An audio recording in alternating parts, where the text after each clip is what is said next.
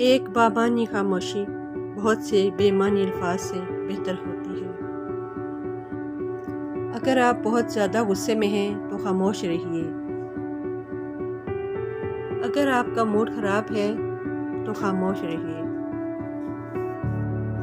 अगर आपके अल्फाज दूसरों को तकलीफ़ देते हैं तो भी खामोश रहिए। अगर आप बगैर चीखे बात नहीं कर सकते तो भी खामोश रहना ही बेहतर है। अगर आपके अल्फाज से दूसरों को गलत तासुर मिले तो खामोश रहिए।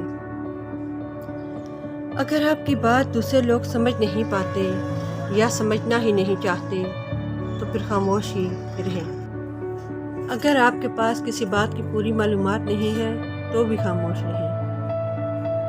अगर आपको अपने अल्फाज के बाद शर्मिंदगी का डर है तो भी खामोश ही रहिए।